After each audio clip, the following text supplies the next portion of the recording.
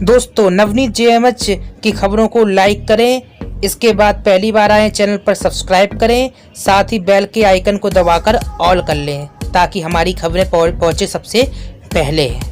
नमस्कार, स्वागत है आप सभी लोगों का आपके अपने चैनल में। मेरा नाम है नवनीत जेएमएच। एक बड़ी अच्छी खुशखबरी निकल कर आ रही है उत्तराखंड के देहरादून से। जी हाँ, जिसका इंतजार था उस भाई खुशखबरी निकल कर आ रही है। दरअसल शासन ने आंगनबाड़ी कार्यकर्ताओं के मानदेय को 93.96 यानी कि 93.96 करोड़ का बजट जारी कर दिया। एक बड़ा ऐलान है, आपको बता दें मानदेय को लेकर ये बजट जारी हुआ है। इस बजट से अब मार्च तक का आंगनबाड़ी कार्यकर्ताओं को मानदेय की समस्या का सामना नहीं करना पड़ेगा, क्योंकि आपको मालूम होगा कि 1 अप्रैल से नया वित्तीय वर्ष प्रारंभ होता है। इसलिए मार्च तक का जो है बजट जारी हुआ है।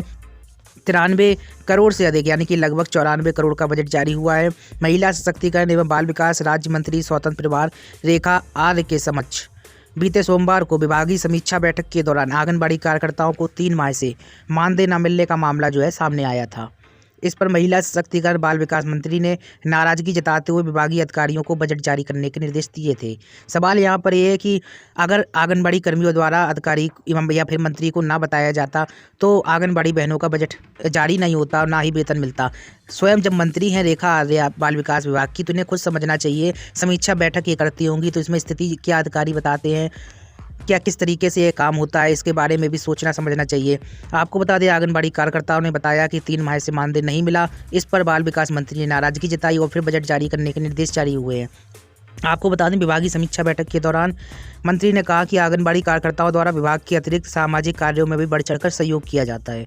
उनकी आर्थिक स्थिति अपेक्षाकृत कमजोर होती है। ऐसे में 3 माह का मानदेय न मिलने से आर्थिक परेशानियों का आना स्वाभाविक है। आंगनबाड़ी कार्यकर्ताओं की समस्या का समाधान उनकी प्राथमिकता में से हमेशा शामिल रहा है। मंत्री ने कहा है कि मुख्यमंत्री सौभाग्य किट को लेकर चर्चा की और शीघ्र ही इस योजना को धरातल पर लाने के लिए कार्ययोजना बनाने के लिए कहा है। मंत्री ने कहा है कि मातृशक्ति को अधिक से अधिक लाभ देने के लिए सरकार गंभीर है।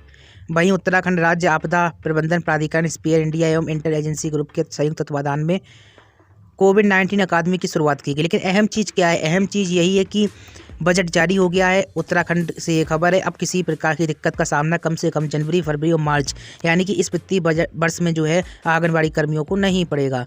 किसी प्रकार की दिक्कत नहीं आएगी। तो एक बड़ी खुशखबरी है, क्योंकि वेतन ना आने की वजह से, मानदेय ना आने की वजह से उनमें काफ़ी आक्रोश था। अब मार्च तक किसी प्रकार की दिक्कत नहीं होने वाली, चूँकि बजट आ गया है। बजट आ गया तो ऐसे में उनका भुगतान होना स्वाभाविक है और किसी प्रकार की दिक्कत नहीं आएगी। चलिए दूसरी बड़ी खबर आपको बता देते हैं। उत्तर प्रदेश का बनारस जनपद, यहाँ से एक बड़ी खबर निकल कर आ रही है। आपको बता दें उत्तर प्रदेश की योगी सरकार की तरफ से आंगनबाड़ी केंद्रों को बढ़ावा देने के लिए एक के बाद एक प्रयास हो रहे हैं। इसी कड़ी में बनारस में एक खास कार्यक्रम का आयोजन हुआ। इस कार्यक्रम में उत्तर प्रदेश की राज्यपाल आनंदीबेन पटेल ने बीएचयू के साइंस फैकल्टी बनारस में जिला प्रशासन एवं विद्या भारती के सहयोग से आयोजित आंगनबाड़ी के 3 दिवसीय कार्यक्रम का शुभारंभ किया। आपको बता दें अहम खबर है। और इस मौके पर जो है उत्तर प्रदेश की बाल विकास मंत्री स्वतंत्र प्रभार स्वाति सिंह भी मौजूद रही हैं और उन्होंने कहा कि आंगनबाड़ी का यह प्रशिक्षण कार्यक्रम राज्यपाल महोदया की प्रेरणा से हो रहा है। सेवापुरी ब्लॉक में आंगनबाड़ी का कार्य की सराहना करते हुए मंत्री ने कहा कि यह पूरे प्रदेश के लिए अनुकरणीय है। आपको बता दें यह प्रशिक्षण उपयोगी होगा और नई शिक्षा नीति लागू करने में काशी जो है प्रथम स्थान पर होगा, ऐसा भी कहा है मंत्री ने। तो बड़ी अच्छी जानकारी जो है बनारस से निकल कर आ रही है। अब जिक्र कर लेते हैं मानदेय के बारे में। उत्तर प्रदेश में जो है वेतन विभिन्न जनपदों में आना शुरू हो गया है। हालांकि आपको बता दें बहुत सारे जनपद ऐसे जहां पर पूरा वेतन आ चुका है, लेकिन अभी जानकारी प्राप्त हुई है कि हाल ही में 1045 रुपये जो है विभिन्न जनपदों में भेजा जा रहा है। बहुत सारे जिले ऐसे जहाँ पर 1000 रुपये अकेला आया है, या फिर बहुत सारे ऐसे जिले जहाँ 4500 रुपये अकेला आया है। हालांकि कोई दिक्कत की बात नहीं है, 1 या 2 दिन में आपका पूरा वेतन आ जाएगा। किसी प्रकार की आपको दिक्कत करने की ज़रूरत नहीं है, ना सोचने की ज़रूरत है, क्योंकि ऐसा हर बार का रीति रिवाज रहा है, हर बार का नियम रहा है कि आंगनबाड़ी कर्मियों का वेतन में असमानता देखी गई है। कभी किसी जनपद का पहले आ जाता है, किसी जनपद का बाद में आता है, या फिर किसी जनपद का आधा अधूरा आता है। लेकिन चिंता की बात नहीं है, आधा अधूरा आया जरूर है, लेकिन आप सभी लोगों का वेतन पूरा आ जाएगा। 1 या 2 दिन में कंप्लीट आपका 5500 रुपये मानदेय जो है आ जाएगा। चिंता कोई बात नहीं है। कमेंट में बताइएगा अगर आपके पूरे जनपद का वेतन, अगर आपका पूरा माह का वेतन आ गया है। जनपद का नाम मेंशन करिए। झारखंड के दुमका से एक बड़ी खबर आ रही है। दुमका जिले में हेल्थ केयर व फ्रंट लाइन वर्कर्सों को जो है कोरोना की वैक्सीन लगाने की कार्य योजना बन चुकी है। अब तक चिन्हित किए गए 4614 स्वास्थ्य कर्मियों का डाटाबेस संबंधित पोर्टल में अपलोड भी किया जा चुका है और इसी के अतिरिक्त आंगनबाड़ी कर्मियों यानी कि सेविका और पोषण सखी को पहले फेज में वैक्सीन देने की योजना है। जिले में कोरोना की वैक्सीन देने के लिए सभी 10 प्रखंड मुख्यालय में अवस्थित सामुदायिक स्वास्थ्य केंद्र व जिला मुख्यालय स्थित Dumka medical college and hospital को टीकाकरण केंद्र बनाया गया है। तो ये बड़ी खबर जो है झारखंड दुमका से निकल कर आ रही है। और ज़्यादा खबरों के लिए आप jmhnews.in पर विजिट करें। साथ ही चैनल पर पहली बार आए सब्सक्राइब कर लीजिए, बेल को दबा लीजिए ताकि आपको हर एक अपडेट मिलती रहे।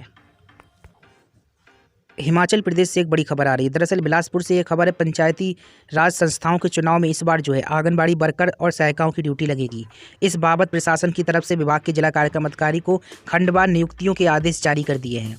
हर पोलिंग बूथ पर मतदान दल के साथ एक वर्कर या सहायिका की ड्यूटी लगाई जाएगी। आंगनबाड़ी वर्कर और सहायिकाएं वोट डालने के लिए पोलिंग स्टेशन पर पहुंचने वाले मतदाताओं की थर्मल स्कैनिंग करेंगी। जानकारी के अनुसार कोविड-19 को दृष्टिगत रखते हुए जारी की गई मानक संचालन प्रक्रिया यानी कि SOP में दिए गए दिशा निर्देशों के अनुसार पंचायती राज संस्थाओं के सामान्य निर्वाचन के लिए 3 चरणों में जो है मतदान होगा। आपको बता दें, निर्धारित मतदान दिवस पर प्रत्येक मतदान केंद्र में मतदान दल के साथ एक आंगनबाड़ी कार्यकर्ता या फिर सहायिका को तैनात किया जाएगा। मतदान केंद्र पर पहुंचने वाले समस्त मतदाताओं की मतदान कक्ष में प्रवेश करने से पहले सैनिटाइज करने के साथ ही थर्मल स्कैनिंग की जाएगी और इसके लिए आंगनबाड़ी कार्यकर्ता और सहायिकाएं निपुण है। यानी कुल मिलाकर आपको बता दें, थर्मल स्कैनिंग और पंचायती राज संस्थाओं के जो चुनाव है इसमें आंगनबाड़ी कर्मियों की ड्यूटी लगाई जा रही है। हिमाचल से एक बड़ी खबर जो है निकल कर आ रही है। जाते जाते आपको एक कड़वी सच्चाई बता देते हैं।